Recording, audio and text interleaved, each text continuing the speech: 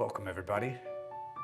My name is PhilJStone, and I am a therapist, life coach, author, and speaker.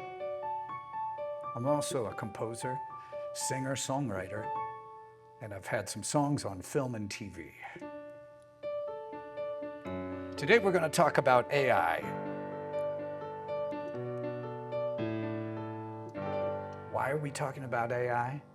You know, AI is everywhere. In 2024, there were 3,000 apps that hit the marketplace, 17.8 billion downloads. So they're in your phone, they're in my phone, they're in our computers, everywhere. And ChatGPT has 349 million users.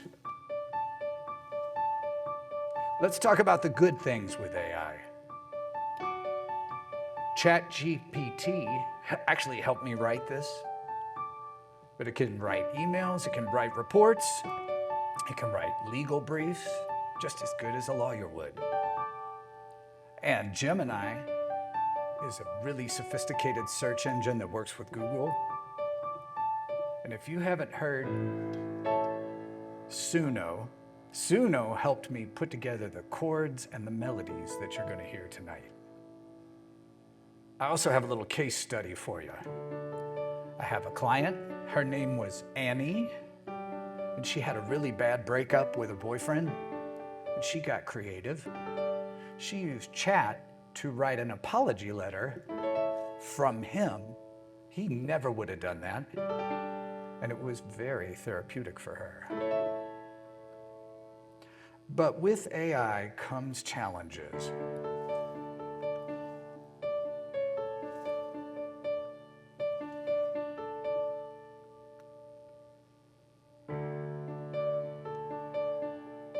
AI uses a ton of power, you guys.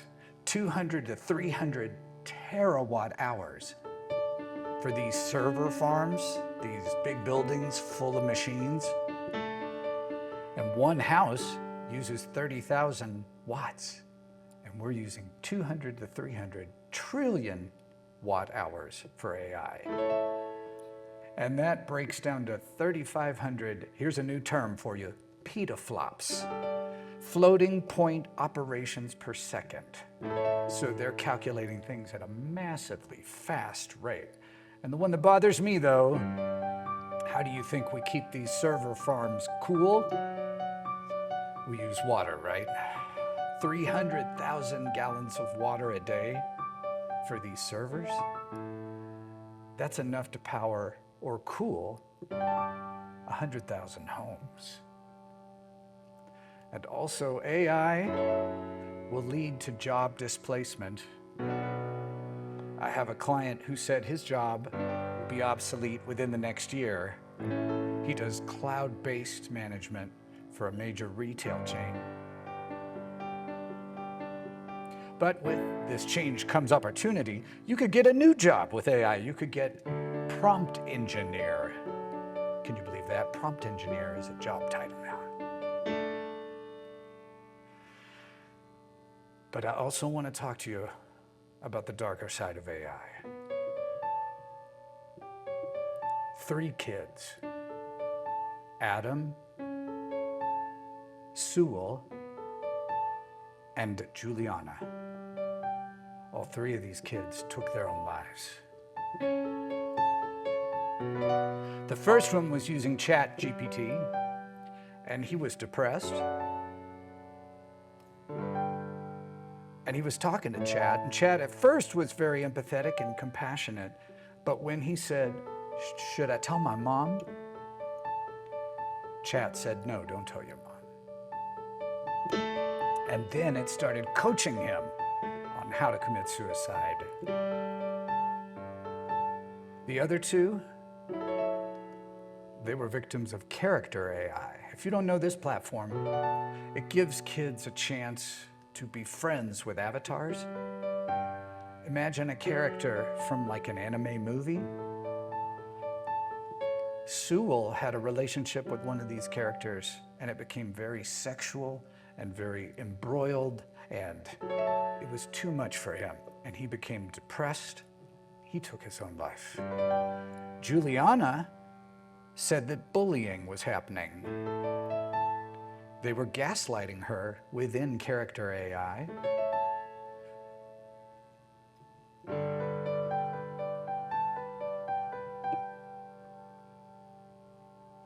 A new term has emerged.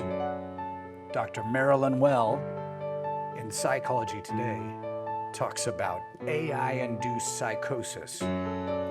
That's where we see AI as godlike or as a romantic partner or a best friend, but really they're not. And AI mirrors the user. So if I say, hey AI, it's a great day, it'll say, yeah, Phil, it's a great day. But if I say, AI, I'm depressed, life is horrible, it'll say, you're right, life is horrible. And it will amplify your delusions. And AI can't detect when you're falling apart or decompensating.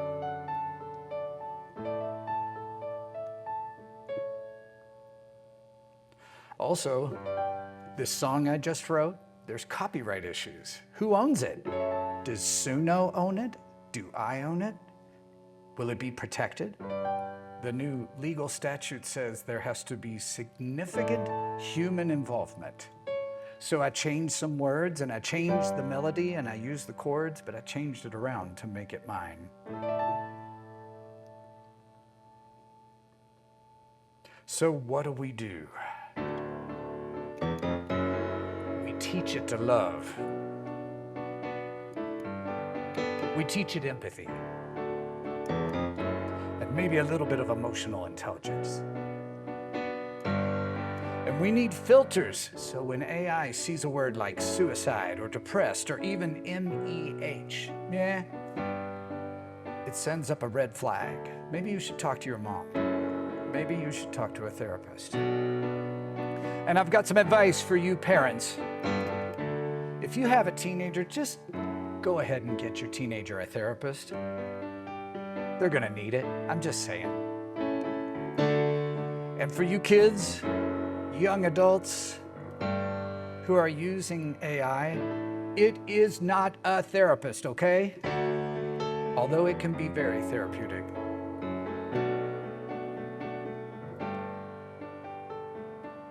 Can we teach it to love? You answer fast, you never sleep. You write my thoughts in lines so deep. You fix my grammar, clean my prose, but you don't care. And heaven knows I asked for help.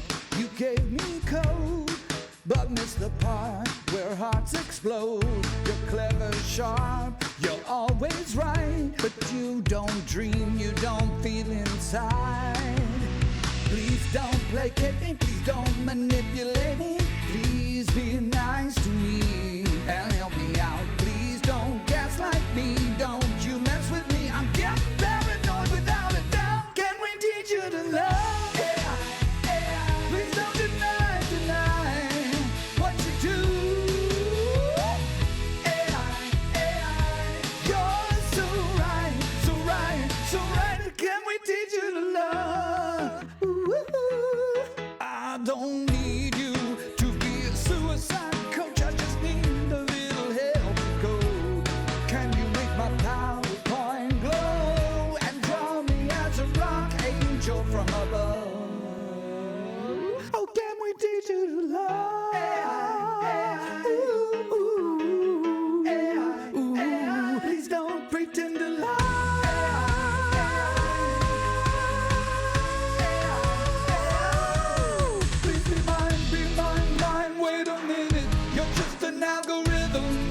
Really feel. So I'll keep typing, keep pretending that your silence is transcending, but deep inside I know the deal. You're not a soul, you're just surreal. Can we teach you to love? AI. Can we teach you to care? AI. Or are we just talking to the electric chair?